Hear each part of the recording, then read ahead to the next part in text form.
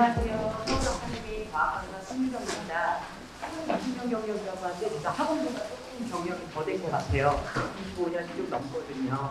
근데 저희 이제 아카데미 학원에서 준비한 이제 과학 수업 이제 이 동네에서 우리 아이들이 과학 내신을 받는데 또는 대학을 가는데 어떻게 해야 되는지 조금 더 부족한 부분을 알려드릴게요. 먼저 저희 학원의 강사를 소개를 할게요.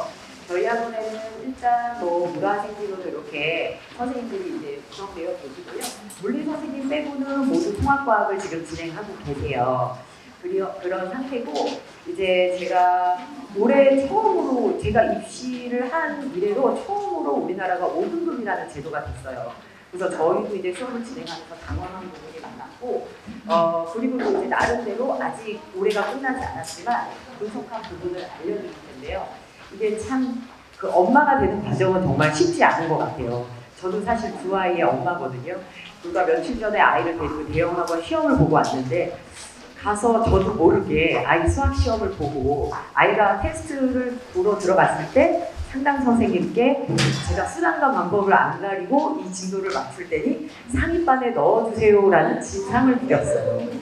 정말 그 순간 무슨 생각이 들었는지 선생님 아니요 붙여주세요. 그랬더니 어머니 모든 어머님들이 그렇게 말씀하세요. 그래요. 근데 제가 네 알겠으니까 붙여주세요. 그러고 저도 모르게 나왔는데 나중에 시험 끝나고 아들한테 얘기했더니 아들이 자기 이제 창피해서 못 가겠다고 그러더라고요.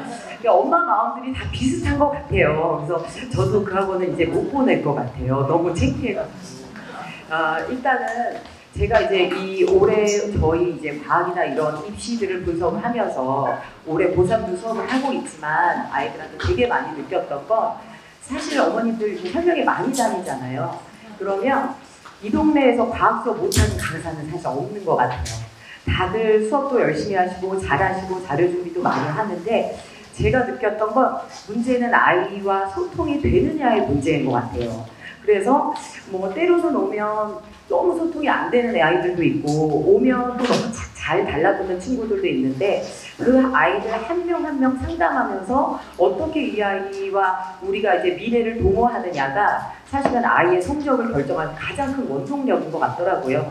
이건 제가 25년 동안 수업하면서 느낀 거예요. 그래서 우리 애가 만나는 선생님 자체가 이 수업의 실력보다도 더 중요하다는 생각을 저는 정말 많이 했거든요.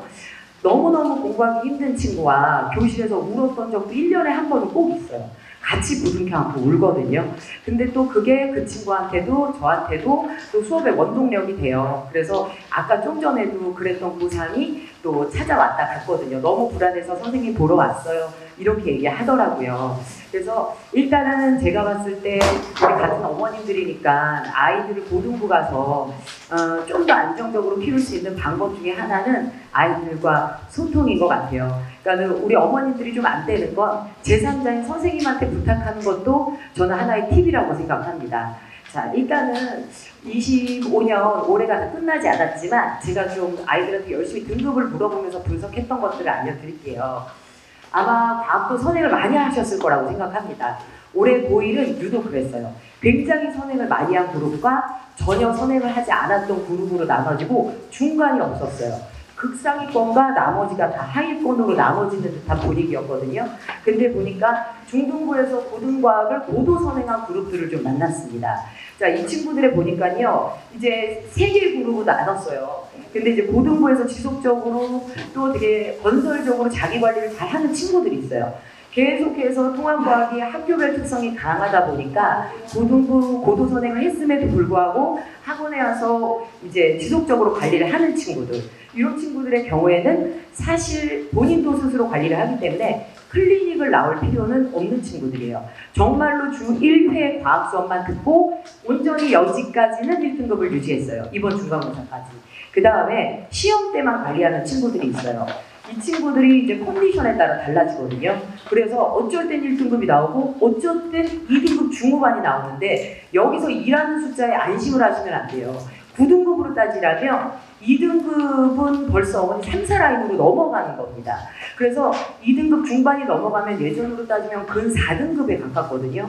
그래서 그 등급의 숫자에 이렇게 너무 안일하게 생각하면 안 되거든요. 그래서 여기서부터 컨디션이 좀 달라지고 이제 고등부 고도 선행을 했기 때문에 관리를 아예 안 하는 친구들이 있어요. 이 친구들의 특징이 뭐냐면 암기를 완전 무시합니다. 근데 고등부에서는요, 화학 물리를 원체 선행한 친구들이 많기 때문에 요거를 잘 맞추는 친구들은 굉장히 널렸어요. 결국은 지구과학하고 생명과학에서 얼마나 누가 하나라도 더 외웠느냐가 이 점수를 결정하고 등급을 결정하는데 이걸 엄청 무시하거든요. 그래서 그 친구들이 2등급 중후반에서 3등급 초반까지도 나와요. 그리고 제가 올해 본 친구 중에 하나는 이번 중간고사 때 그렇게 해서 4등급을 받았다 그랬어요. 관리를 아예 안 하면 사실 선행했던 게 의미가 없어지는 것도 좀 있습니다. 그 다음에 중등부에서 고등 선행 없이 이제 상위권 그룹을 유지했던 친구들인데요. 저는 사실 어머님들이 중학교 때 선생님 과학 선행 안 하면 안 되나요? 사실 안 해도 된다고 말씀드려요. 안 되는 건 없는 것 같아요. 고등부 와서 우리 아이가 얼마나 정신 차리고 얼마나 잘 소통하고 학교 수업도 듣고 학원 수업도 좀 도움을 받느냐에 따라 달라지는 거지 꼭 선행을 안 했다고 뭐 잘못되진 않습니다. 그러면서도 저도 선행을 시켜요. 말씀을 이렇게 드리는데 이제 저도 불안하다라는 거죠. 그래서 보면 중등부 때 고등 선행 없이 상위권을 유지했던 친구들 중에서도 또 주도적으로 관리를 잘하는 친구들이 있어요. 이 친구들이 사실은 학교 다니는 동안 행복하게 1등급을 해요. 1, 2등급을 왔다 갔다 하긴 하지만 지금 이제 5등급제니까 거기서 조금 이제 물화를 좀 가볍게 받던 친구들이 2등급 중간을 받기도 하는데요. 1등급 안으로 들어가는 친구도 꽤 있어요. 고2에서도 꽤 있습니다. 이거는 제가 이제 늘 애들한테 등급조사하면서 저도 아이를 키우니까 보거든요. 아, 저렇게 심지어 수학도 고도 선행을 안 했는데도 수학도 1등급이 나오는구나. 9등급 받는 애들 중에서도. 그래서 현행학습만 했는데 또는 한 학기 1년치만 선행을 했음에도 불구하고 주도적으로 자기 관리를 해서 이렇게 등급이 나오는 친구들이 있고요. 이제 이런 친구들 중에 이제 문제가 되는 친구들이 중학교 때도 벼락치기 했던 친구들, 고등학교 때도 절대 저 벼락치기를 버리질 못합니다. 이렇게 되면 사실 2등급 안으로 못 들어가요. 그래서 3등급 초반이 나와요. 근데 이 친구들이 이제 3등급 초반이면 예전으로 따지면 5, 6등급으로 가는 거기 때문에 여기서부터는 아이와 잘 이야기해서 학원을 보내는 것도 약간 전략적으로 보낼 필요가 있다라고 생각을 하고 관리를 안 하죠. 여기서부터 이제 이 친구들은 좀 많이 무너지죠. 그래서 중학교 때 항상 자기가 좀 상위권이었다라는 프라이드는 있지만 고등학교 때는 이제 그런 걸 지킬 수가 없게 됩니다. 그 다음에 이제 고등선행 없이 중등부 내신 중하위권 그룹 중에서도 학원 다니며 클리닉 참석하고 열심히 오는 친구들이 있어요. 비율이 높지 않아서 제가 2, 3등급이라고 썼는데요. 저희 학생 중에 2명은 1등급이에요. 그래서 사실은 관리하기에 따라 정말 다르다는 생각이 많이 들었고 학원만 다니는 경우들이 있어요. 집에서 아예 숙제도 안 하지만 뭐 학원도 숙제를 하러 나오지만 학원에서 숙제마저도 완성하지 못하고 가는 그런 친구들이 이제 3등급 중후반까지 가요. 그러니까 문제집 한 권을 다 완성하기가 어려운 그룹을 말하는 거거든요. 그 다음에 이제 학원을 다니지 않는 경우는 사실 이제 제가 접해보지 못해서 물음표로 남겨두었습니다. 그래서 이제 이렇게 되더라고요. 근데 이제 이 내용을 제가 요번에 분석해서 이제 구성을 하면서 아이들을 보니까 정말 관리는 너무 많이 중요하더라고요. 그래서 여기에 그냥 무조건 해라의 관리가 아니라 정말 어머님들도 또 아버님들도 이제 선생님도 아이와 소통하면서 관리하는 건 정말 중요하더라고요. 그래서 이제 이렇게 되고요.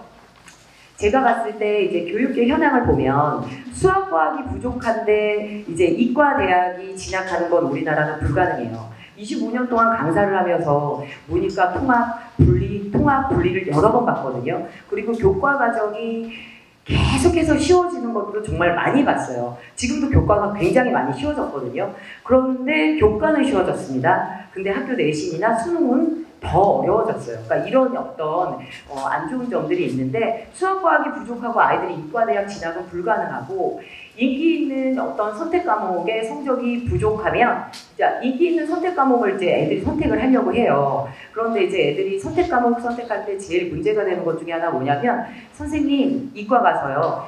화학물리 선택하면 대학교 갈 때 베네핏이 있대요. 이러는 거예요. 근데 너 수학 2등급이잖아. 우리나라는 천하 없어도 수학이 등급이 안 나오면 대학을 못 가. 그런데 물리하고 화학이 굉장히 어려워. 그거 두 개 동시에 선택해서 수학을 2, 3등급으로 떨어뜨리느니 하나만 선택하고 수학 등급을 올리는 게 나아 라고 하는데 겉멋이 많이 들어있어서 결국은 물화를 선택해서 2학년 첫 중간고사가 끝나면 난 정시파이터야 라는 말을 해요.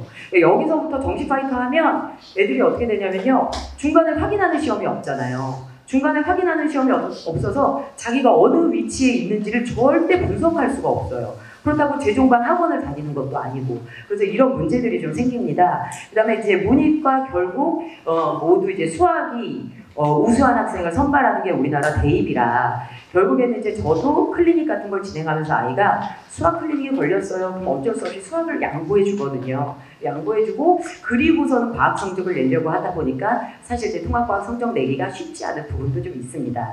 그 다음에 이제 통합과학 과목의 특징은 내용 자체는 고1이 충분히 소화 가능하고요. 이제 두 번째가 포인트예요. 학교 프린트, 부교재, 교과서 이거 정독해야 되거든요.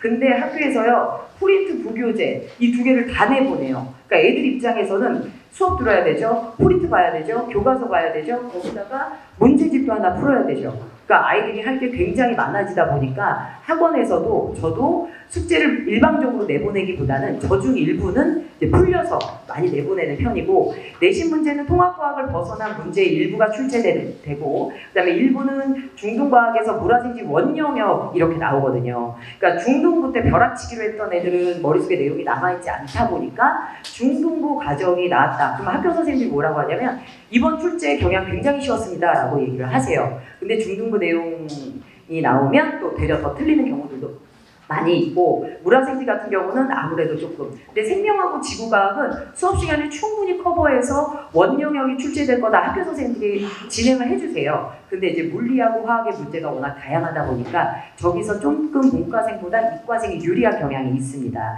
그 다음에 어려운 심화 문제는 대다수 물원, 화원에서 출제하는데 요즘 수학을 너무 애들이 많이 선행하다 보니까 요거를 학원에서 커버하는 게 물화 선행을 많이 하지 않아도 어느 정도는 통합과학에서 가능한 상황이에요. 그 다음에 학교별 특성이 너무너무 강하죠. 그리고 매번 어느 선생님이 들어오느냐에 따라서도 달라져서 사실 이제 제 블로그에 보면 이 동네 학교별로 제가 분석은 해놨거든요. 근데 매년 어떤 선생님이 들어와서 출제하느냐에 따라서 좀 달라지는 경향이 있어요. 그래서 이제 그 분석이 의미가 있나 괜히 그거 분석했다가 학교 선생님만 기분 나쁘게 하는 격인 것 같아요. 그래서 이제 이런 게 있고 그 다음에 과학학습을 제가 진행하면서 아이들의 문제점들을 분석을 해봤거든요. 근데 일단은 고등학교 와서 올빼미 생활하려고 하는 경우가 많아요. 근데 보니까 이 모든 게 핸드폰으로 이루어져 있어요, 아이들이. 그래서 제가 얼마 전에 수업하다 애들한테 뭐라 그랬냐면 니네 피곤하지? 그랬어요. 그랬더니 애들이 이렇게 쳐다봐요. 그래서 눈도 피곤하고 귀도 피곤하고 머리도 피곤하지. 그걸 알아듣더라고요. 늘 이어폰이 꽂혀있고 늘 핸드폰을 보고 있고 쉬는 시간이면 인스타랑 카톡을 해야 되고 그러니까 본인들도 스트레스 지수가 너무 높은 거예요. 이러니까 사실 지식이 머릿속에 들어가기 어려워요. 근데 사실 이런 얘기는 엄마가 하기는 먹히지 않는 말 같아요. 그러니까 학원에서 선생님들이 좀 아이들한테 학교에서 좀 이제 선생님들이 전달하는 게 좀 더 유리할 것 같은데 본인들도 그걸 동의하고 요즘은 그 블루투스 이어폰 때문에요. 정말로 모든 아이들을 단속하지 않으면 한쪽 귀에는 항상 이어폰이 들어있어요. 어쩔 때는 제가 등을 탁 쳤더니 이어폰이 뚝 떨어지는 거예요. 그러니까는 이게 늘 수업 시간에 꽂혀 있으니까 어쩔 때 아이가 머리 가려놓고 이러고 있으면 보이지 않거든요. 그래서 이런 것도 있고 그러다 보니 수업은 못 듣고 학원도 다녔으나 올빼미 생활이 시작이 되는 거예요. 그 올빼미 생활 동안도 계속 핸드폰을 보고 핸드폰을 보는 시간 동안 쇼츠를 보는 시간이 굉장히 많잖아요. 이 시간 동안 아이들의 머리가 모든 내용을 단기 지식으로 들어왔다 나가는 게 습관화돼 있어요. 수업 시간에 보여요. 귀로 이렇게 들어가서 반대편으로 내용이 나오는 게 보일 정도로 진짜 아이들이 긴 내용을 잘 못 듣기도 하고 짧은 내용도 담아가지 못하거든요. 그 다음에 중등부 때 이제 거짓 상위 성적의 잔상들이 남아있어요. 대다수가 물어보면 중학교 때 과학이 40, 50점이었던 친구들은 없어요. 다 80점, 90점이거든요. 그래서 너무 높은 프라이드의 과학은 쉽게 접근할 수 있다라는 생각들을 하고 기본도 안 하는 경우들이 좀 많죠. 그래서 다들 안 해서 그렇지 금방 올린다고 이런 말들을 하거든요. 그 다음에 이제 암기 과목으로 취급하는 것도 문제고 다시 말하지만 고등부에는 사탐도 벼락치기는 안 돼요. 그러니까 벼락치기는 없는 것 같아요. 그 다음에 숙제가 안 되는 주일에 통합과학 수업이다 보니까 클리닉을 동반하지 않을 수가 없는데 항상 애들한테 얘기하거든요. 숙제만 해도 클리닉 안 와도 돼. 근데 진짜로 숙제만 해도 어머님 1등급들이 다 나와요. 그래서 이런 것들이 있고 검사해보면 늘 교재와 프린트가 없어요. 근데 이제 저한테 고1 때 수업 들었던 친구가 고3 때까지 수업을 듣는데 고3에서 나눠준 프린트가 없는 거예요. 하루는 너무 화가 나서 가방을 뒤집었더니 고1 때 제가 줬던 프린트가 들어있더라고요. 그 가방은 그렇게 3년을 이 학교 저 학교 이 학원 저 학원을 돌아다녔더라고요. 그래서 제발 이제 폐지 줍는 아저씨께 드리자라고 해서 뺐어요. 그래서 이런 게 너무 많고 어떤 학생이 저한테 와서 그러더라고요. 선생님 굉장히 신기한 일입니다. 저는 어디서도 가방을 연 적이 선생님 단 한 번도 없거든요. 근데 모든 문제집이 사라졌어요. 너무 충격적이었어요. 그러니까 늘 교재가 없으니까 숙제 검사를 하는 것 자체가 너무너무 힘든 거예요. 그래서 이제 이런 부분들이 있죠. 눈으로 학습하고 한 손은 항상 핸드폰을 하니까 이런 것도 이제 문제인데 손으로 안 쓰는 게 엄청 문제예요. 눈으로 기억하는데 한계가 있는데 근데 요즘은 정말 책상 위에 핸드폰을 집어넣으라 그러면 저는 이제 제가 나이가 있다 보니까 저한테 잘 못 그러거든요, 애들이. 근데 오래 있었어요. 핸드폰 집어넣으라 그러니까 이렇게 쳐다보는 거예요. 그래서 나랑 싸우자고 어떻게 할까? 이러고 접근을 했더니 이제 선생님 나이가 있으니까 이제 집어넣어요. 그리고 수업 시간에 30-40분 동안 과자를 먹는 친구들도 올해 굉장히 많았어요. 그리고 저한테 온 피드백은 집에 가서 어머니께 학원과 학원을 이동하는 사이에 너무 배가 고파서 잠깐 과자를 먹었는데 그 선생님이 나한테 막모라고 하더라. 이런 얘기인 거예요. 근데 저희 학원에 CCTV 수업 시간 다 찍히고 있거든요. 그러니까 이런 합리화도 되게 많이 시키고 그래서 요즘은 수업이 굉장히 그렇게 좀 산만하게 가는 경향 때문에 아이들에게 좀 저도 학원에서 좀 통제를 많이 하는 편이거든요. 일단은 뭐 그렇게 이제 수업이 진행이 돼요. 그래서 저런 아까 6가지 항목들을 제가 다 잡으려고 좀 노력은 하거든요. 그래서 요즘 수업의 포인트는 어차피 집에서 숙제를 안 하는데요. 스터디 카페에 가도 안 합니다. 그래서 제가 항상 말씀드리는 게 제 수업 클리닉에 보내주세요. 제 눈으로 직접 보고 통제하거든요. 직접 옆에 가서 모르는 문제 풀이해주거든요. 저는 조교도 동료 선생님을 불러요. 그래서 조교라고 안 불러요. 파트너 선생님이라고 얘기하거든요. 그래서 어지간하면 저희는 다 핸드폰 집어넣고 강사 그래서 전 수업 시간에 어머님들이 핸드폰으로 연락을 주시면 잘 못 받아요. 그래서 이제 그런 부분이 있습니다. 그 다음에 이제 고등학교 학년별 진행 과목을 살짝 알려드릴게요. 다 아시겠지만 15개정에서는 고1 때 통합과학이랑 탐구 실험이 있었고 고2 때 일반적으로 물화, 생지 중에 이과생들은 3개를 선택해서 1년을 진행했어요. 그 다음에 고3 때 진로 선택이라고 그래서 저기서도 이제 과목들을 선택을 합니다. 고1 때까지가 고생이에요. 고3 때는 거의 프린트에서 나와서 문제가 안 돼요. 근데 우리 22개정은 어떻게 되는 상황이냐면요. 고1 때 일단 통합과학 1, 2에서 1, 2학기로 나눠져 있는데 뭐 작년 고1 통합과학이랑 다름이 없고요. 고2가 문제가 돼요. 고2 1학기 때 원래 1년 동안 했던 물화생지를 한 학기에 몰아서 집중적으로 해결을 합니다. 여기서 이제 선행했던 친구가 유리해지는 문제가 발생을 해요. 그래서 저도 내년에 저 수업을 어떻게 한 번에 1학기에 다 끝낼까가 가장 큰 고민이기도 하거든요.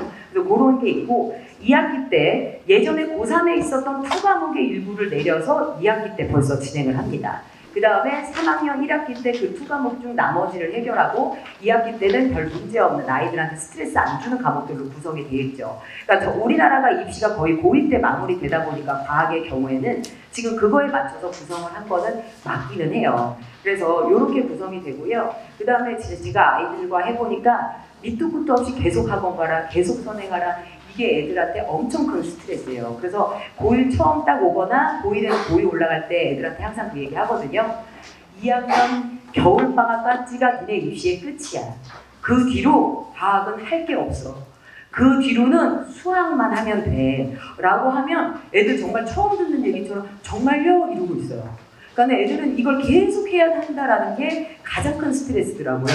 그래서 대개는 과학은요, 어머님, 고3으로 올라가는 2월이면 과학 과목은 입시가 종료가 됩니다. 그래서 이렇게 진행을 하고요. 그리고 나머지는 저희 학원 시간표들이에요. 그래서 이제 단원별로 개강하는 것들이 나와 있고, 저는 사실 워낙 11월에 개강하는 선생님들이 많고 고민하다가 1월달에 선택하는 친구들도 많아서 저는 내년 1월에 예비고일 그냥 수업 개설하는 걸로 잡고 있거든요. 보시면 그냥 일단 뭐 암기 과목은 또 암기 단원은 좀 그 약간 시험 때 몰아서 해도 되고 그 외에 좀 아이들이 힘들어하는 과목으로 저는 9회차로 구성을 했고 다른 선생님들 같은 경우는 조금 급한 친구들 위해서 이제 11월에 개설하는 수업들이 좀 있어요. 저희 선생님 3분이나 개설을 해주시거든요. 그래서 혹시 중3이 끝났는데 결국은 놀더라 하는 친구들은 사실은 학원을 다니는 게 낫기는 합니다.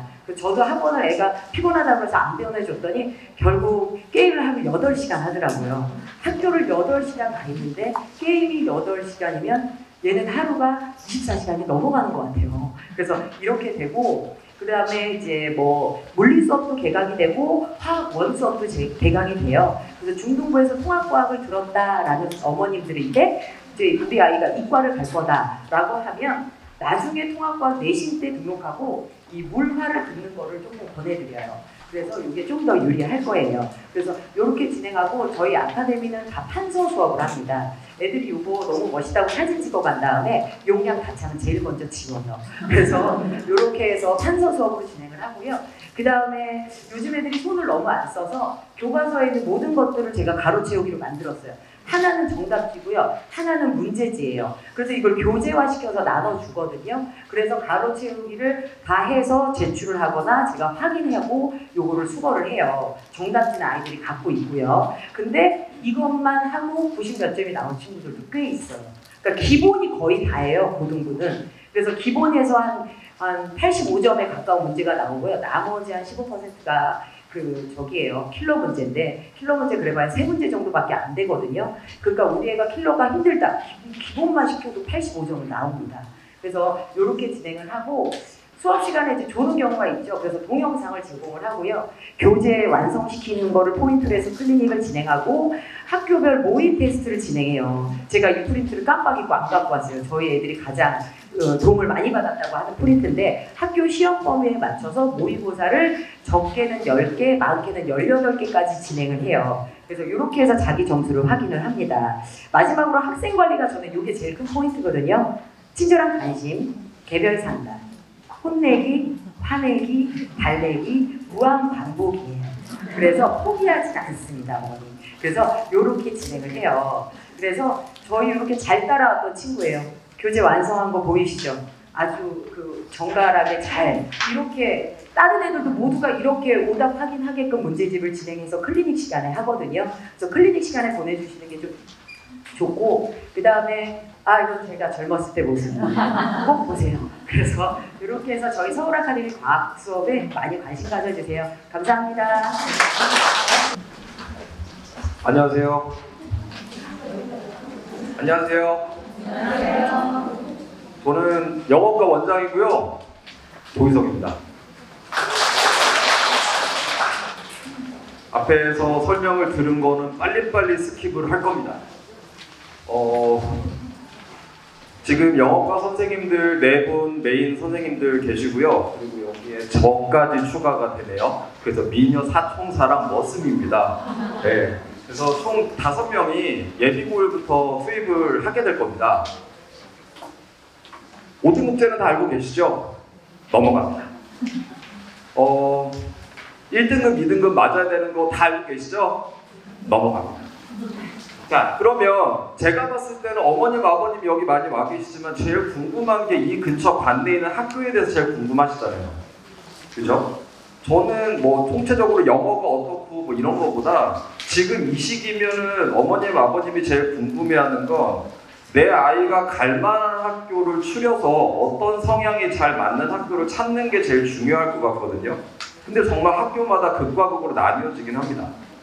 근데 뭐 배제고부터 시작해서 제일 먼저 이제 발표가 나고 하나씩 발표가 나겠지만 사실은 제가 이거 정리하느라 많이 줄여놓은 거고 실제로는 내용이 상당히 많습니다. 근데 이거는 미리 말씀드리면 우리 학교 배정되고 나서 영어과에서 따로 이제 간담회처럼 그 학교에 배정된 친구들 어머님들 모시고 한 번 더 이야기를 나누도록 하겠습니다. 그때는 조금 더 상세하고 자세하게 말씀을 드릴 거예요.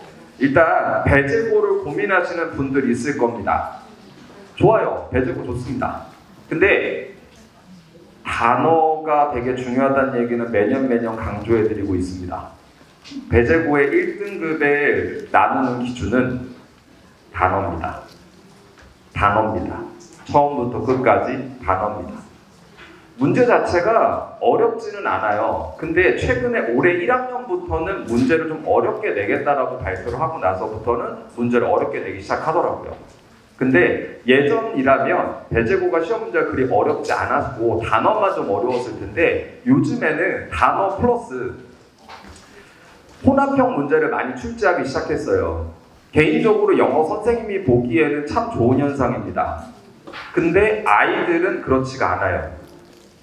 남학생들의 특징은 자료만 받으면 공부할 거라는 착각을 하지만 그렇지 않죠. 절대 그렇지 않습니다. 저도 남중 남고 나왔습니다. 절대 그렇지 않습니다. 확인해야 됩니다.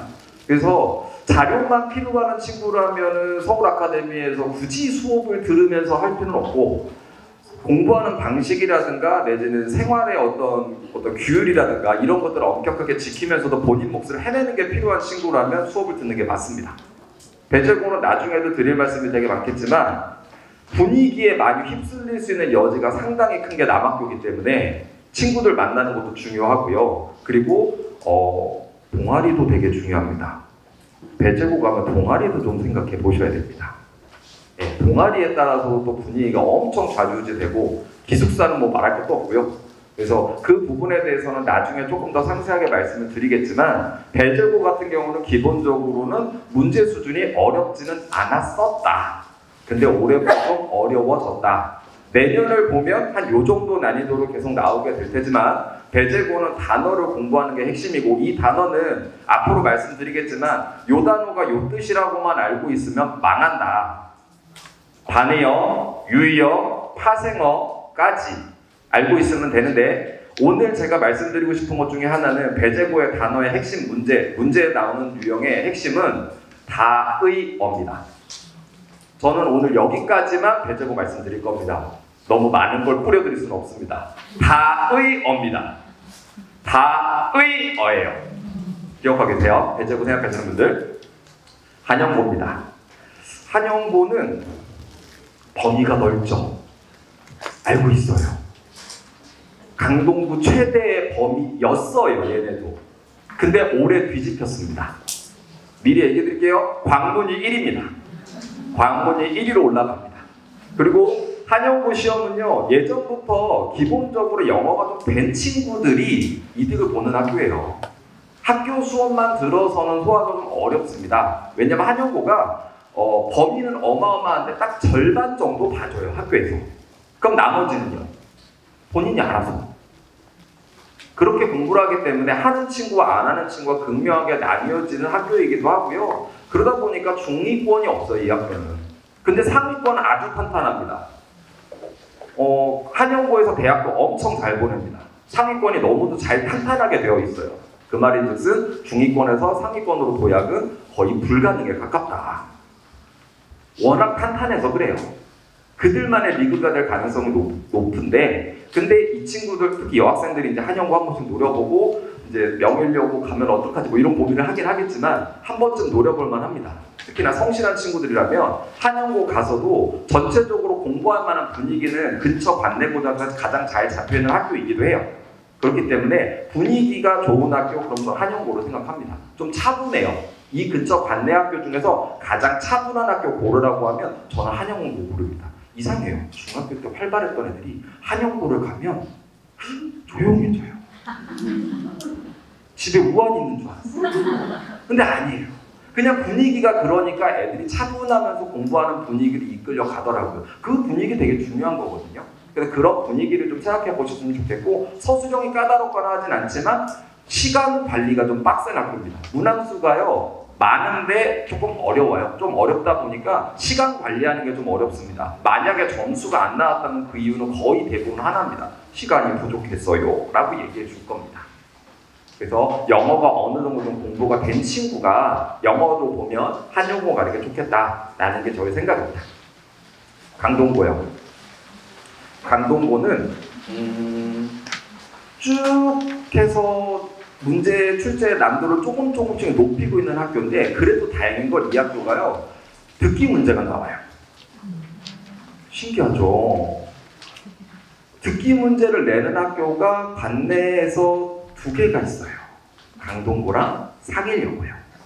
근데 강동고 같은 경우는 그래도 단어 문제랑 그리고 듣기 문제를 좀 내요. 듣기는 맞추라고 내는 거겠죠. 듣기는 맞추라고. 그래서 학생들은 딱 듣는 순간, 듣기 문제를 보는 순간 바로바로 답을 생각해낼 수 있게끔 준비를 시킵니다.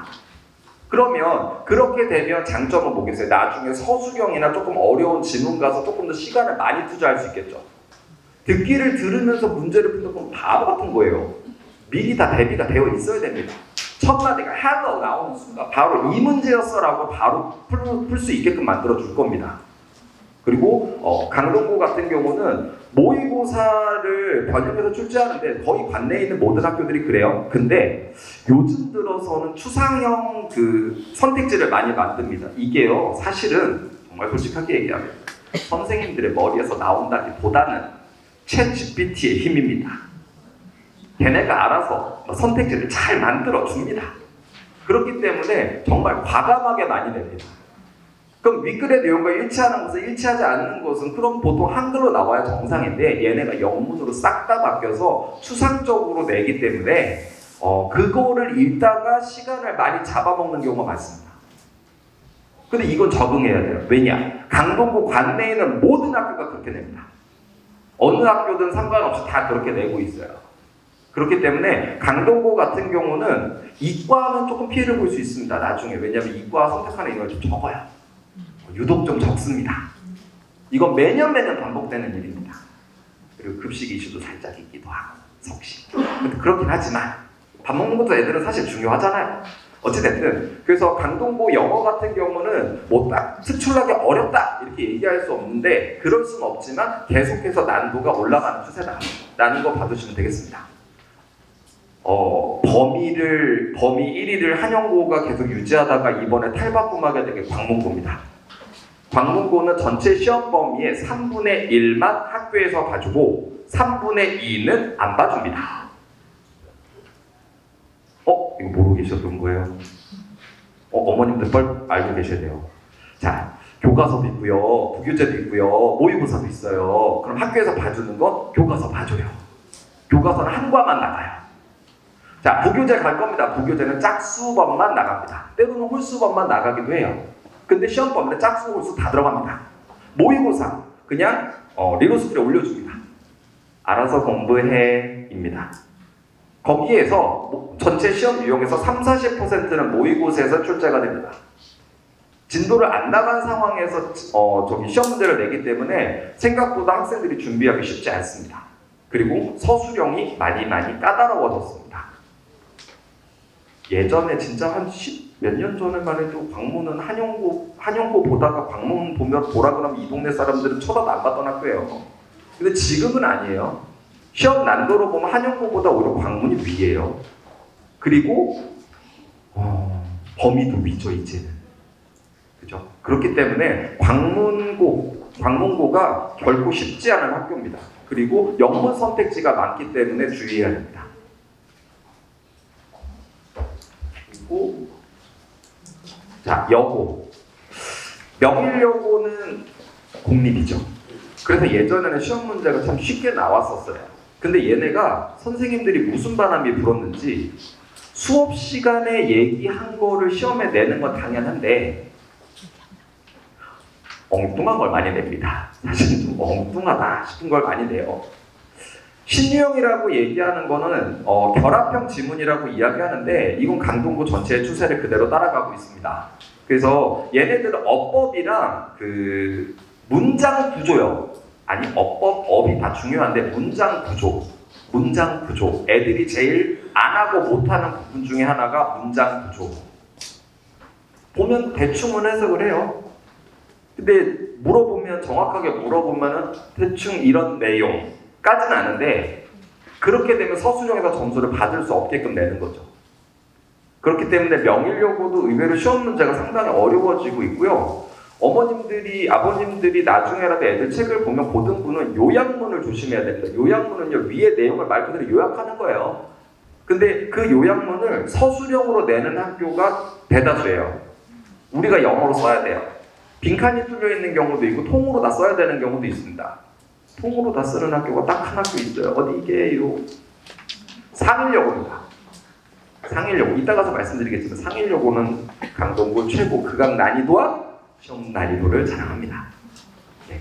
그리고 명일여고도 최근 들어 조금 올라가고 있지만 그래도 기본에 충실한 거는 그래도 똑같습니다. 근데 상일여고 같은 경우는 제가 아까 상일여고 선생님하고 조금 얘기를 했었는데 상일여고 담당하시는 선생님께서 그러시더라고요. 되도록이면 안 오는 게 좋다. 왜냐하면 멘탈이 세야 된다. 그게 무슨 이유냐면, 자, 여기 이제 여학생들, 어머님, 아버님도 있을 수 있으니까 말씀드릴게요. 여학생들은 남학생들보다 조금 더 예민하죠. 그죠? 근데 상일여고가 아까 말씀드렸지만 시험 범위가 많아서가 아니라 어렵다라고 말씀드렸죠. 자퇴생이 제일 높아요. 중간고사 딱 한 번 보고 나 약대 갈 건데 1등급 후반이야. 그럼 바로 자퇴를 때려요. 그리고 정시에 올인 뭐 이런 식으로 가는 친구들이 제일 많아요. 그렇기 때문에 상일여고는 생각보다 학생들 사이에서 무슨 얘기가 있냐면 선생님들도 얘기하지만 독립적이어야 됩니다. 애가 독립적이고 약간 이기적이어도 된답니다. 독립적이고요. 그리고 본인 위주의 사고가 필요하답니다. 여학생들끼리 여기도 어머님 대다수지만 여자들끼리 모였을 때의 그 미묘한 교우 관계 또 한 번 친구랑 싸웠을 때 그 스트레스 그리고 학교 선생님이 못 알아차리는 그런 여자애들의 세심한 그 감성 성적보다는요 교우 관계에서 많이 틀어지는 경우가 많답니다. 시험 문제는 어려워요. 어렵고 제일 어려워요. 고난도 서술형이고 23개의 단어가 나오고 그 단어를 필요시 변형을 해서 25개의 단어를 다섯 한 문장으로 만들어야 되는데 필요시 변형이라고 얘기하지만 필요해요. 거의 몇 단어는 반드시 변형을 꼭 시켜야 됩니다. 그렇기 때문에 영어가 준비된 쉽게 얘기하면 외고를 떨어졌다. 이 친구가 가기에 적합한 학교. 영어는 그렇습니다. 근데 반대로 생각해보면 영어를 좀 하고 수학을 좀 잘하는 친구면 여기 가서는 전교권에서 놀 수 있습니다. 반대로 수학이 조금 약하니까.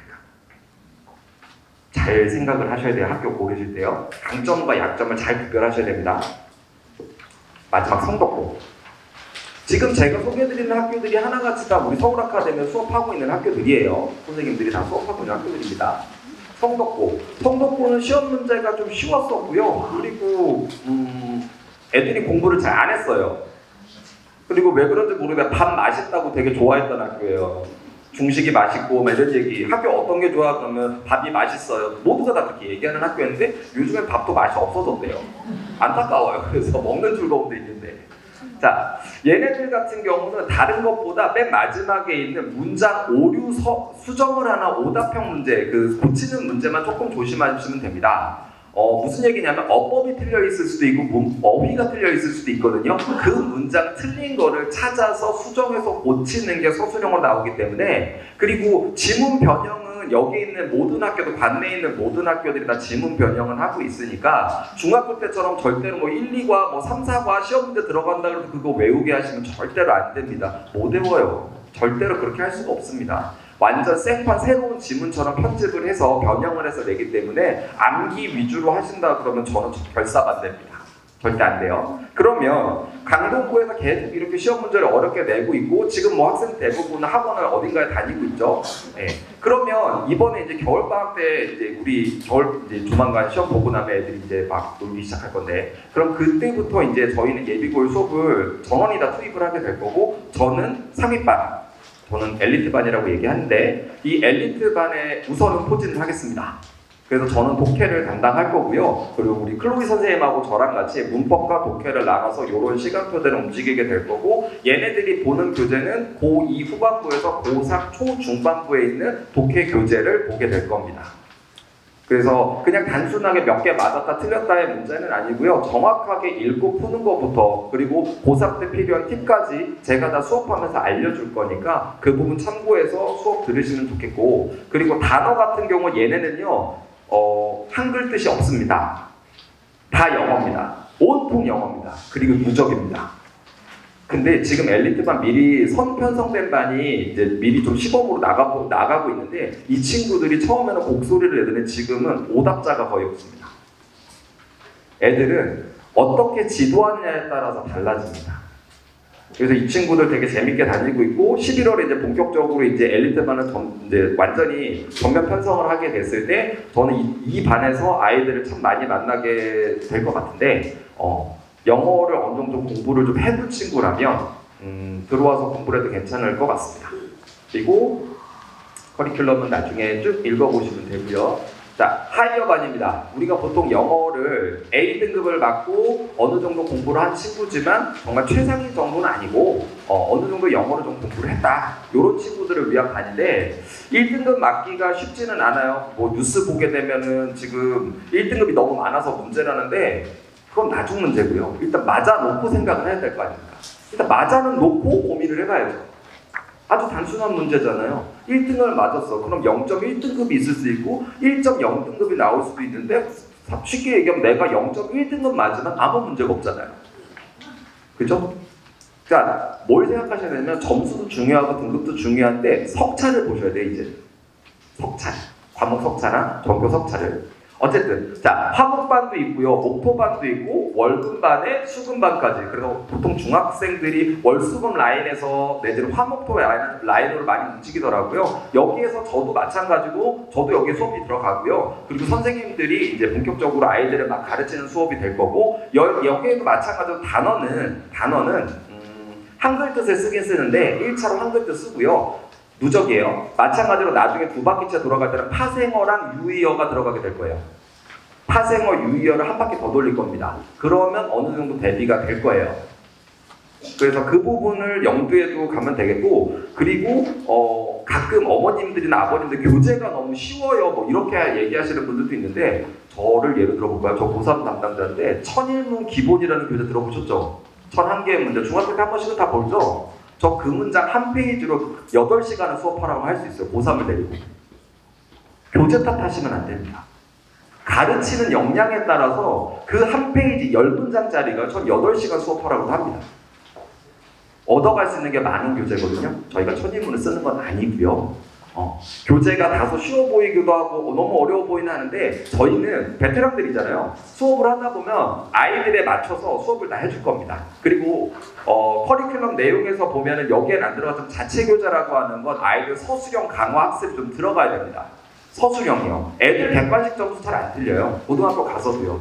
근데 서술형 좀 문제가 될 수 있어서 이거는 부교재로 해서 사실 필요는 없습니다. 저희가 준비해서 배부하고 그렇게 해서 지도를 좀 시키도록 하겠습니다. 그리고 중간중간에 나중에 말씀드리겠지만 저희 정기평가라는 게 있습니다. 우리 초등학교 때 월말고사 이런 거 있었잖아요. 그런 것처럼 3주나 4주나 5주 기준으로 해서 한 번씩 테스트를 볼 거고요. 그 결과물은 어머님들, 아버님들, 또 학생들 모두가 다 볼 수 있게끔 전송해 드릴 겁니다. 엘리트반은 실전 어법이에요. 어법도 실전입니다. 그냥 단순하게 내용 설명 위주로 가진 않고요. 실전 어법 위주로 볼 거고, 아까 독해는 이제 제가 들어가게 됐을 때 고2, 고3 수준의 독해를 조금 어려운 독해, 좀 어려워요. 애들도 많이 부딪힐 겁니다. 괜찮아요. 제가 그 눈높이 맞춰서 가르칠 거니까 그렇게 진행을 할 거고요. 그 다음에 우리 하이어반 같은 경우는 처음에는 기본 단어에 충실하게 어휘 시험부터 준비를 하겠지만 나중에 파생어, 유의어까지 쭉 가게 해서 누적으로 공부하게 되면 어느 정도 많은 준비가 될 겁니다. 클리닉이요. 뭐 대부분 다 클리닉 다 하고 계시겠지만 저희도 클리닉 운영하게 되고요. 기본적으로는 우리 담당 선생님들이 다 클리닉을 해주게 될 겁니다. 그래서 클리닉 시간 활용해서 아이들 점검하는 시간 가질 거고 그에 따라서 이제 어머님 아버님들한테 필요한 피드백을 드릴 겁니다. 그리고 모든 과제는 모든 시간 모든 수업에는 과제가 있을 거고 그 검사는 담당 선생님들이 다 직접 하실 겁니다. 그건 제 철저한 원칙입니다. 누구에게 맡기지 않습니다. 그리고 수업이 안 빠져야겠죠. 안 빠져야겠지만 어쩔 수 없이 빠져야 되는 경우도 있으니까 그 부분에 대해서는 영상 강의를 촬영해서 줄 건데 핵심은 학원 와서만 볼 수 있습니다. 내가 보는 앞에서 보라고요. 딴짓 하지 말고. 엄마, 아버지 뭐 옆에 계시서 뭐 볼 수도 있지만 애들이 또 핸드폰으로 볼 수도 있지만 저는 그 모습이 되게 보기 싫더라고요. 제 태블릿으로 네 거 말고 내 태블릿으로 내가 보는 앞에서 보라고요. 그래야 확실하게 보는지 안 보는지를 볼 수 있으니까 제 앞에서는 딴짓 못합니다. 절대 못합니다. 그래서 그렇게 관리를 할 거고요. 그리고 클린 선생님들 따로 전문적인 클린 선생님들이 배치해서 학생들 모질한 부분들 잘 채워나갈 수 있게끔 해줄 거고요. 정기평가는 아까 말씀드렸듯이 저희가 다 보고 나면은 정말 여지없이 정말 솔직하게 보낼 겁니다. 상처받으시면 안 됩니다. 정말 있는 그대로 칭찬할 일은 정말 칭찬할 거고 혼낼 일은 혼내겠지만 결과 갖고 혼내거나 칭찬하고 이러진 않더라도 아실 건 아셔야 될 거니까 그래서 그 부분에 대해서 충실하게 저희가 피드백을 드릴 겁니다. 저희가 이 시기가 되면 제가 어머님 아버님 만나뵙는 이 시기가 되면 늘 얘기할 때 영어의 시작 고등학교 1학년 예비 고1 이 시작과 그리고 고3 마무리 이 끝까지 늘 함께한다는 약속을 합니다. 올해도 변함없이 시작과 끝을 함께 하겠습니다. 들어주셔서 감사합니다. 안녕하세요. 서울 아카데미에서 국어 원장을 맡고 있는 이보라입니다. 저는 이제 어머니들께서 지금 가장 고민하고 계신 게 고등부가 어렵다고 하는데 도대체 중등부랑 고등부 와서 국어 공부가 어떻게 달라져야 되는지 그리고 저희가 실제로 수업을 해서 아이들을 어디까지 끌어올려 줄 수 있는지 서울 아카데미에서 국어를 들어야 되는 이유에 대해서 간단하게 설명을 드리고자 합니다. 이거는 패스할게요.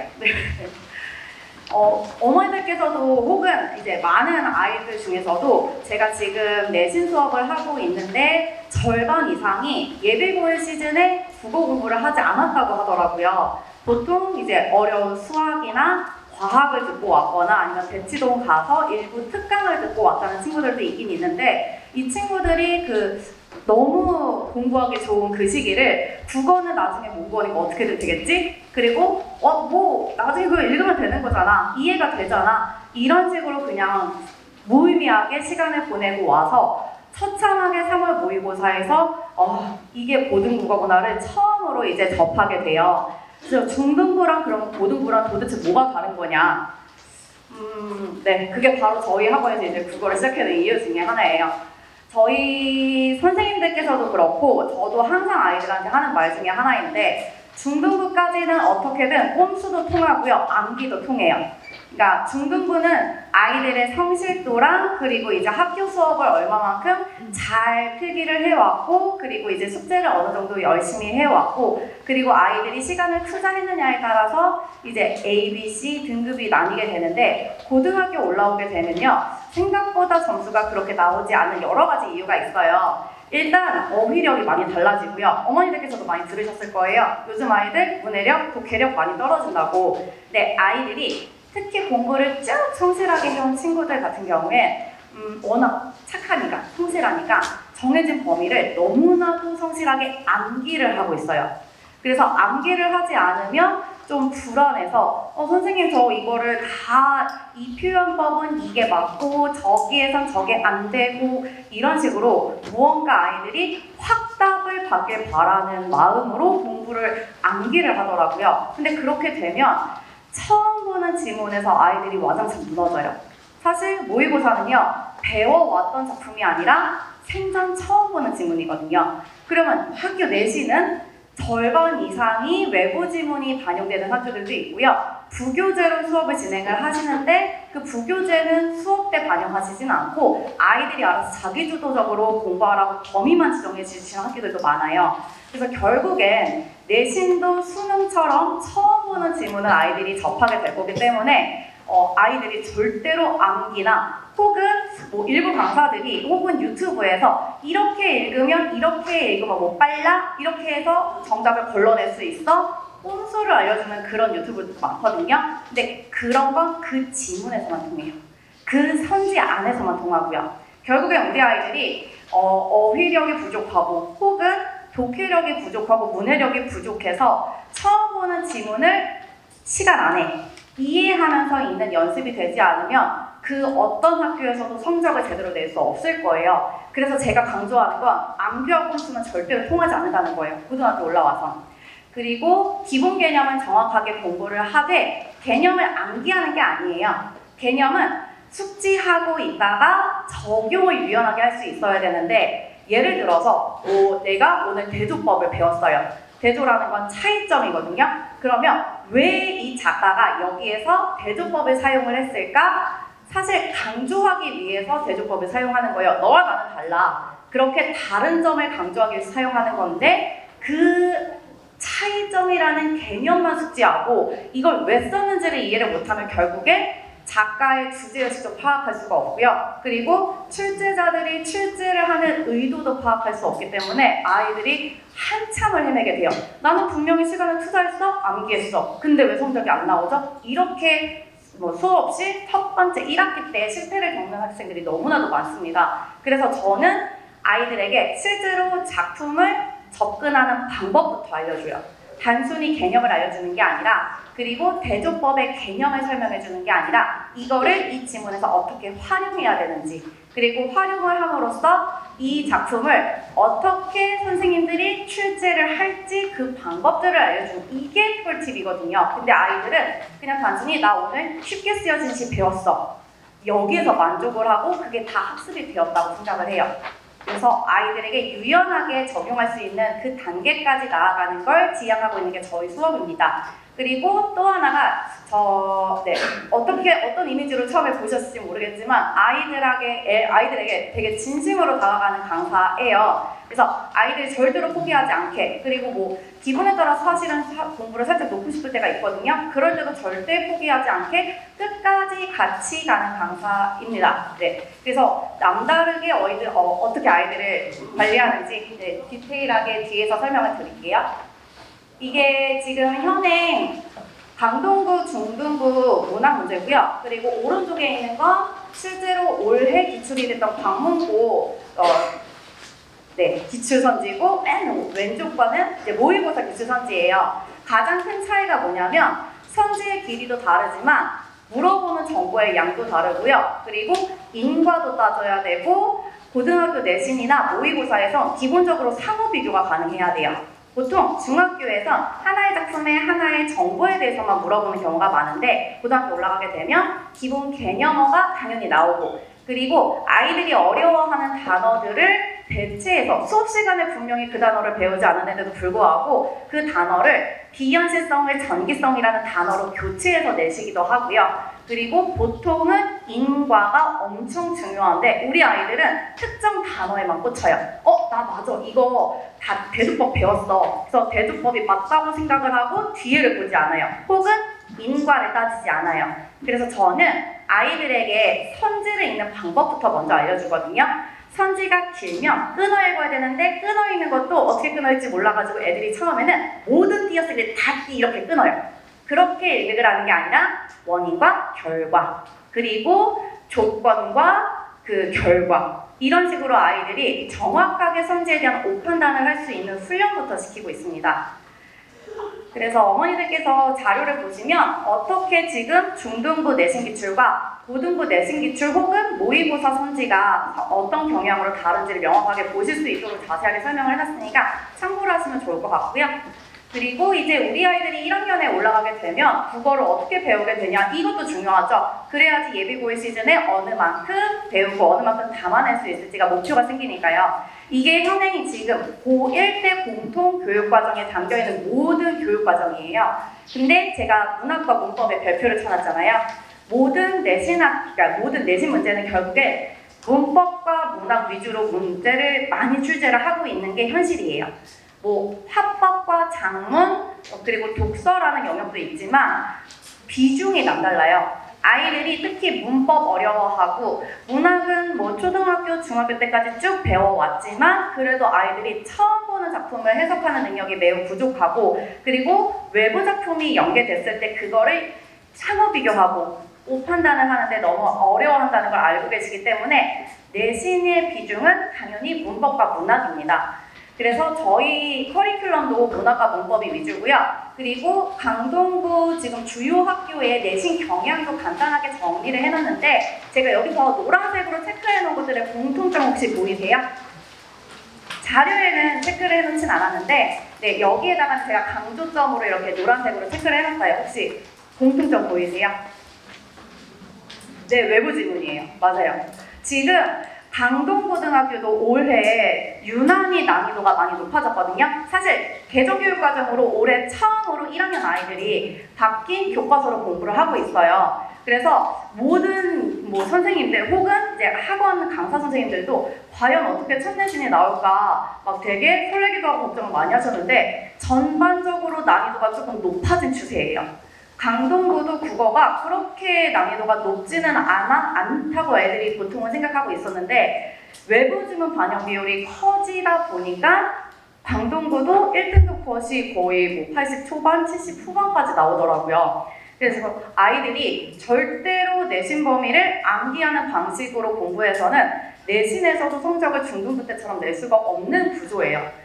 배재고는 당연히 학력평가 범위가 쭉 출제가 되었던 학교고요. 광문고는 범위를 알려주기도 하고 비공개 외부 지문으로 가끔은 절반, 가끔은 한 지문만 이런 식으로 비중을 조절하면서 아이들의 변별도를 측정하려고 하고요. 한영고는 구교재를 이용해서 아이들에게 범위를 지정해주고 거기 안에서의 아이들의 실력을 변별하려고 하세요. 그래서 여기에 이제 강일과 선사가 빠져있는데 그 두 학교의 경향은 조금 다르긴 하지만 대부분의 주요 학교들은 외부 지문으로 아이들의 변별도를 측정하고 있어서 아까 제가 강조했던 거 암기와 꼼수는 절대로 통하지 않습니다. 그래서 실제로 아이들이 처음 보는 독서 지문이든 시든 소설이든 그 맥락을 통해서 혹은 흐름을 통해서 주제나 정서나 태도 그리고 이제 각각 독서 지문도 지문의 그 경향이 달라요. 과학 지문은요 원리가 중요해요. 기술 지문은요 각각 부품이 나오고 기능이 중요하고 과정이 중요해요. 이런 지문 구조에 대해서 이해를 하게 되면 아이들이 어떤 지문이든 읽을 수 있는 그런 자신감을 기를 수가 있습니다. 그래서 저희의 그 교육과정, 커리큘럼도 그런 것들을 고려해서 지금 진행을 하고 있고요. 사실 여름방학부터 진행된 예비고일반이 있어요. 중등부 팀장님하고 저랑 같이 진행되는 팀 수업인데 제가 계속 이렇게 12월까지 중등부 선생님하고 같이 팀 수업을 하는 이유가 아이들에게 자연스러운 브릿지 역할을 해주기 위해서예요. 갑자기 고등국어를 배우게 되면 아이들이 굉장히 부담스러운데 중등부 팀장님은 저를 눌러주는 역할을 하시고요. 저는 아니야 우리 아이들 여기까지 배워야 돼. 서로 이렇게 눌러주고 끌어올려주는 그런 커리큘럼을 구성을 해서 작년부터 수업을 진행했고 아이들이 실제로 지금 고1 과정을 거치고 있는 친구들을 봤을 때 안 배웠던 친구들에 비해서 확실히 적응도가 다른 것 같아요. 처음에 저 예비고에서 왔던 친구 중에 하나인데 남자친구예요. 남자친구들 좀 글 읽는 거 싫어하고 귀찮아하고 그리고 사실 문학작품 이렇게 얘기하더라고요. 그 공감이 안 돼요 이렇게 얘기하는데 사실 공감할 필요가 없거든요. 문제에서 요구하는 정보만 파악하면 되는 건데 아이들은 자꾸 자기들 보고 정보적으로 공감을 하고 하는 줄 알아요. 그래서 그렇게 약간 방어적인 자세를 가지고 있던 친구였고 처음에 저희 학원에 왔을 때 모의고사가 5등급이었어요. 근데 이 친구가 광문고 올라가서 지금 첫 모의고사가 1등급이 나왔습니다. 그 친구는 그 글을 읽는 약간 저항적인 태도나 아니면 오해를 하고 있던 부분들을 풀어주고 제가 아까 강조를 했던 어떤 지문이든 읽는 방법과 선지를 접근하는 방법부터 차근차근 알려주니까 아이가 조금 거부감이 사라지고 내가 정서적으로 공감 안 해도 되네? 문제에서 요구하는 것들이 이렇게 내가 캐치해서 판단할 수 있네? 이렇게 하다 보니까 자신감까지 기르게 된 거예요. 내신도 지금 1등급을 유지하고 있어요, 이 친구가. 네. 그래서 커리큘럼이 이렇게 진행이 되고 저희가 클리닉이 1월부터는 모의고사 클리닉이 같이 진행이 돼요. 아이들이 정해진 범위가 아닌 외부 지문에 조금 유연성을 길러준다고 아까 말씀드렸잖아요. 그래서 모의고사 클리닉을 예전에는 풀어와 이렇게 진행을 했는데 우리 아이들 풀어와 하면 어떻게 하죠? 안 하거나 뺏겨와요. 네, 뺏겨오면 모르는 줄 알아요. 근데 푼 거 다 티가 나거든요. 고민하면서 푸는 적은 당연히 시험지에 남게 되어 있는데 제가 몇 번 이렇게 몇 회 이렇게 시행착오를 거치다가 안 되겠다. 그냥 우리 앞에서 풀게 해야겠다. 그래서 아예 시간을 정해놓고 월요일부터 금요일까지 특정 시간대에 아이들이 오기만 하면 돼요. 그래서 실전 모의고사처럼 80분 동안 모의고사를 치른 다음에 이제 그 결과를 가지고 성적표 발송도 되고요. 그리고 클리닉도 같이 진행이 됩니다. 그래서 아이들이 모의고사도 처음부터 좀 유연하게 대처할 수 있도록 실제로 매주 아이들의 경험치를 높여주는 그런 클리닉을 진행을 할 예정입니다. 그리고 제가 아까 말씀드렸던 제 맨날 강조하는 거거든요. 요령과 공수가 통하지 않는다. 그래서 배우지 않은 지문도 어떻게 하면 유연성을 기를 수 있을까 고민을 한 교재들이에요. 개념은 정확하게 숙지를 하되 적용을 할 수 있는 여러 가지 연습 문제들을 바로 풀 수 있도록 만들었고요. 리마인드는 마무리예요. 그래서 배웠던 개념들을 마무리하면서 자기 거를 만들 수 있도록, 그리고 모의고사 기출 지문을 가지고 실제로 선생님이 배웠던 이런 개념들이 이렇게 구조화되는구나, 이렇게 선지화되는구나, 내가 배웠던 정서가 이렇게 펼쳐지는 거구나, 아이들하고 같이 공감하고 이해하고 적용해가면서 수업을 진행하고요. 과제물은 수업과 연계된 과제물을 제공할 거예요. 수업과 별개로 떨어진 과제물은 아이들한테 좀 좌절이다, 아니면 하기 싫은, 나 배웠는데 이게 숙제에서는 전혀 적용이 안 되네? 공감을 살 수가 없거든요. 그래서 매주 수업과 관련된 지문과 제재를 가지고 아이들이 유연하게 대처할 수 있는 다른 지문에 숙제가 나가게 될 거고, 우리 아이들 어휘력 많이 부족하잖아요. 그래서 모의고사 지문에서 풀이가 되지 않은 것들까지도 이렇게 어휘가 실려 있을 거고요. 그리고 우리 아이들 고전 되게 어려워하거든요. 그래서 이건 제가 그냥 실제로 그 친구한테 허락을 받고 왔거든요. 최고운전이라는 소설이 있는데 다 아이들이 최고운전 보통은 이렇게 읽어요. 근데 그 친구는 자기가 생각하는 그 익숙한 단어에 익숙해져서 어떻게 이 친구가 읽었는지 혹시 어머니들 추론 가능하세요? 최고운전으로 읽었어요. 자, 이게 어휘력이 부족하기도 그렇지만 맥락이나 상황을 파악하지 않고 읽기 때문에 그런 이상한 읽기를 하고 있는 거거든요. 그래서 제가 아이들한테 고전 어휘도 익숙해질 수 있도록, 고전 소설은 최고운 전 이렇게 읽는 거야. 그리고 너희가 이 관조라는 단어를 배웠을 때 이걸 어떻게 적용을 해야 될까? 관조는 관찰할 때 관찰을 쓴 거니까 가만히 바라보는 거지. 그래서 이거를 단순히 그냥 암기만 하는 게 아니라 내면을 관조한다. 아이들이 이것도 되게 일일이 확인을 받으려고 해요. 선생님, 내면의 관찰이 가능한가요? 내면을 가만히 응시하는 것도 관찰이죠. 그래서 이런 식으로 아이들이 배웠던 어휘력을 적용할 수 있도록 테스트에도 반영을 해서 아이들에게 무한한 어휘력을 응용할 수 있는 그런 맥락과 상황을 고려한 독해력을 길러줄 겁니다. 그리고 저희의 수업은 주간 테스트를 보고 수업을 진행을 하고, 아까 말씀드렸던 클리닉과 1월 달부터 모의고사 클리닉을 진행을 하게 되고요. 그리고 매주 성적 통보가 가게 되는데, 성적은 이렇게 좀 어머니들이 보실 때 우리 아이가 어느 영역이 남들보다 뛰어나고 어느 영역이 남들보다 좀 부족한지 한눈에 보실 수 있도록 아이들한테도 같이 발송이 돼요. 그래서 아이들도 자기가 이번 주에 석차가 어느 정도가 되고, 그리고 내가 부족한 영역과 잘하는 영역에 대한 메타 인지가 가능하도록 이렇게 성적표가 제공이 되고요. 그리고 모의고사는 보통 각각 영역이 있어요. 그래서 영역에 대한 성취도까지 판단할 수 있도록 자세한 성적표가 발송이 됩니다. 그리고 저희 국어팀은 11월까지는 저랑 미연쌤이랑 이렇게 팀 수업을 진행을 하게 되고, 12월부터는 저랑 배혜권 선생님, 유세훈 선생님께서 같이 진행이 되시는데, 거기에 아주 자세하게 선생님들의 장점을 제가 소개를 해놨고, 홈페이지에 들어오시면 선생님들의 이력이나 선생님들이 어떤 수업을 진행하고 계신지도 보실 수 있으실 거예요. 그리고 11월 시간표고, 12월부터는 이렇게 수업이 진행됩니다. 어머니들께서 참고하시면 되고요. 자, 국어를 절대로 포기하지 않고 읽어낼 수 있는 자신감, 그리고 3학년 때까지 모의고사, 수능까지 아이들이 잘 이끌어갈 수 있는 그런 국어 수업을 진행을 할 거고요. 정말 꼼꼼하고 진심으로 아이들을 하나하나 다 챙겨줄 예정이니 어머니들께서 믿고 맡겨주시면 그만큼 만족하실 수 있으실 거예요. 네, 감사합니다. 안녕하세요, 윤상문입니다.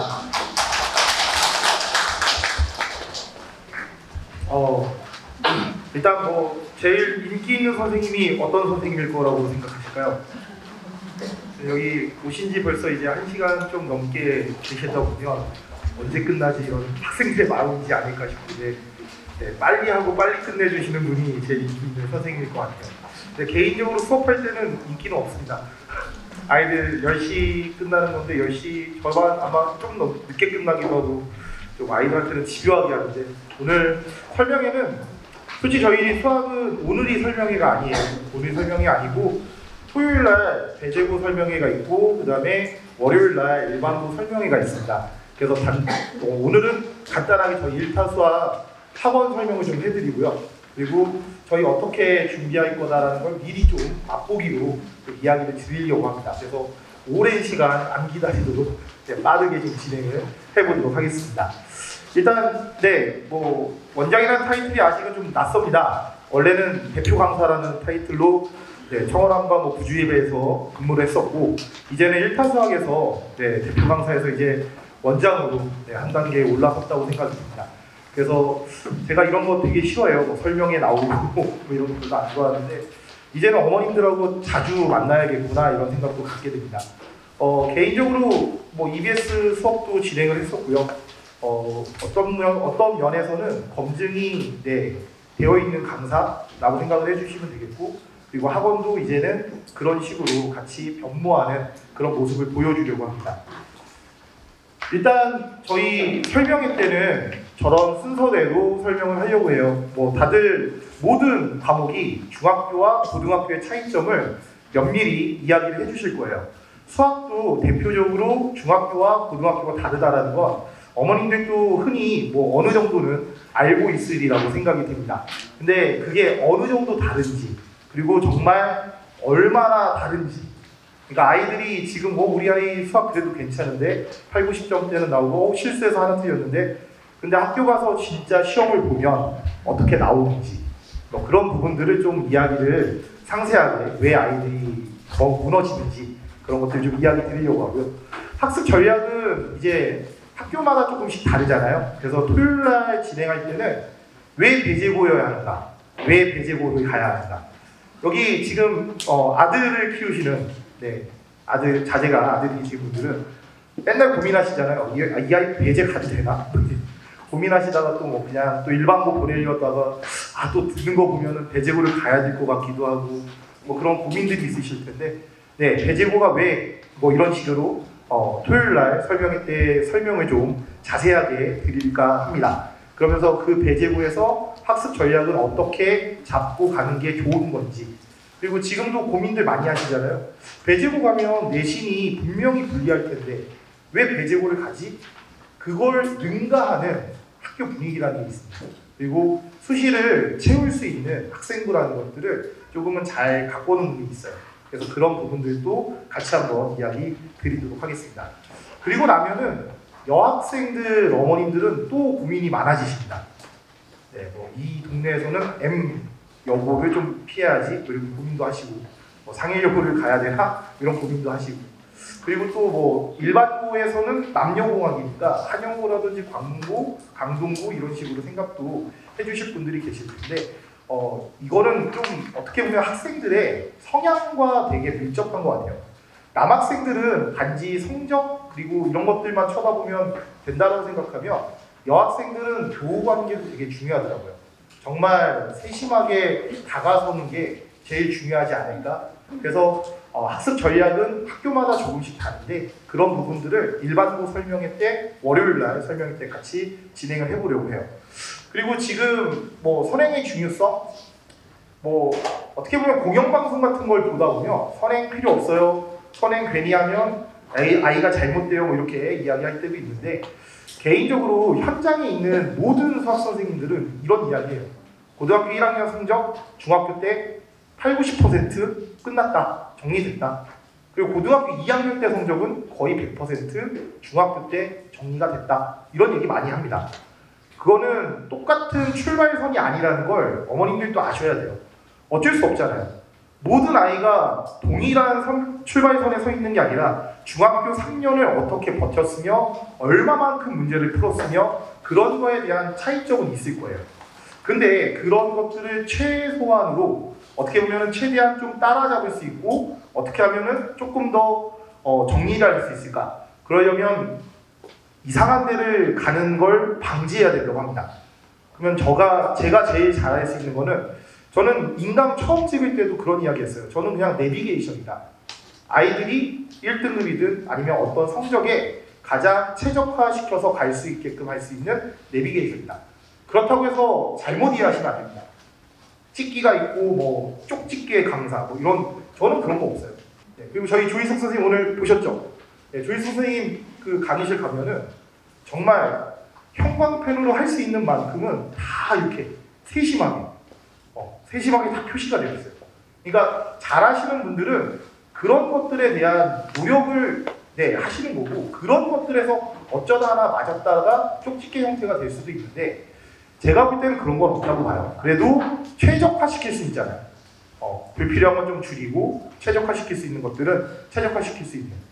그리고 이제 이 동네에서 어찌 보면은 거의 유일하게 저희 학원만 하는 예비고일 프로그램을 한번 만들어 보았습니다. 그래서 예비고일 프로그램은 제가 뭐 이런 얘기를 설명회 때 해야지 이러고 있는데 우리 아이, 사랑스러운 아이가 학원에 가요.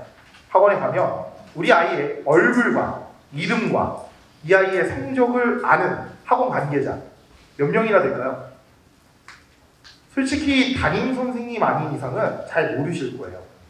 근데 중등부만 하더라도 약간 좀 가족 같은 분위기들이 있죠.